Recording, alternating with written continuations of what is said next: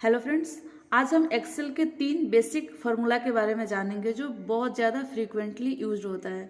अगर आप एक्सेल में काम करते हैं तो आपको इन तीनों फार्मूला के बारे में बेसिक नॉलेज होना ही चाहिए। तो सबसे पहला जो हमारा फार्मूला है उसका नाम है काउंट। अब काउंट फंक्शन के बारे में आप में से बहुत सारे लोग जानते होंगे। काउंट क्या करता है? काउंट हमारे रो को काउंट करता है, हमारे रिकॉर्ड को काउंट करता है।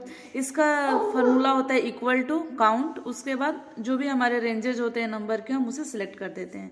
काउंट क्या करता है? काउंट सिर्फ न्यूमेरिक वैल्यू को काउंट करता है, यानी कि हमारे पास अगर रिकॉर्ड में कोई भी अल्फ़ाबेट होगा तो उसको स्किप करेगा, सिर्फ जिस जिस सेल में नंबर होगा उसी को काउंट करता है। तो काउंट फंक्शन का काम होता है, सिर्फ एक्सेल फंक्शन काउंट का काम होता है जो भी सेल में जो न्यूमेरिक वैल्यू होता है उसे ही काउंट करना है। यहाँ पे देखिए हमारे पास 8 रिकॉर्ड्स है, लेकिन हमें काउंट का रिजल्ट 7 मिला है क्योंकि एक रिकॉर्ड अल्फ़ाबेट है, इसीलिए हमारा जो भी रिजल्ट आया है वो 7 आया है। तो काउंट का काम होता है सिर्फ नंबर को काउंट करना और जितने भी उस रिकॉर्ड के रेंज में हमारा अल्फ़ाबेट होगा उसे स्किप कर देना। नेक्स्ट फार्मूला है काउंट ए। तो हम अभी देखें काउंट फंक्शन में हम क्या देखें कि काउंट जो फंक्शन है सिर्फ नंबर वाले सेल को ही काउंट करता है और टेक्स्ट वाले सेल को स्किप कर देता है। वहीं पे अगर हम बात करें काउंट ए फंक्शन की तो काउंट ए फंक्शन क्या करता है? This will measure the cells irrespective of the number और टेक्स्ट वैल्यू, यानी कि count A function cell range में चाहे टेक्स्ट हो या नंबर हो वो हर चीज़ का काउंट हमें देता है, यानी कि जितने भी रिकॉर्ड्स होते हैं उनको काउंट करता है। ये नहीं देखता कि उन सेल रेंज में नंबर है, टेक्स्ट है या फिर कोई अल्फ़ाबेट है। ठीक है, तो काउंट ए फंक्शन क्या करता है? हमें जो भी रिजल्ट देता है वो इरेस्पेक्टिव ऑफ एनी नंबर और टेक्स्ट वैल्यू देता है।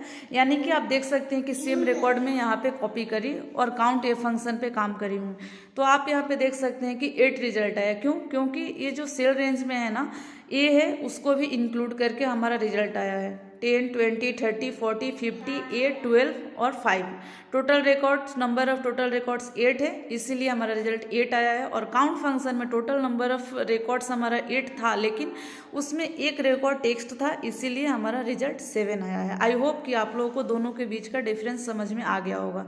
ठीक है, काउंट फंक्शन सिर्फ नंबर को काउंट करता है सेल रेंज में, और काउंट ए फंक्शन चाहे नंबर हो चाहे टेक्स्ट हो, जितने भी रिकॉर्ड्स होते हैं उसे काउंट करता है। ठीक है, नेक्स्ट फार्मूला है हमारा काउंट ब्लैंक। तो चलिए उसे भी देख लेते हैं काउंट ब्लैंक कैसे काम करता है। ठीक है, तो चलिए।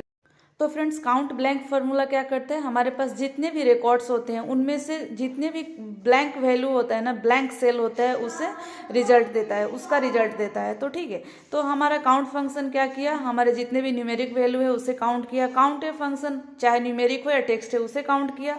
और काउंट ब्लैंक फंक्शन क्या होता है? हमारे जितने भी सेल रेंज होते हैं उसमें से जितने भी ब्लैंक सेल होते हैं, जिस सेल में कोई इनपुट नहीं होता है, रिकॉर्ड नहीं होता है, उसे काउंट करके हमें रिजल्ट देता है। तो आई होप कि आप लोगों को तीनों काउंट के बीच का डिफरेंस समझ में आ गया होगा और आप आगे से काम कर पाएंगे इजीली।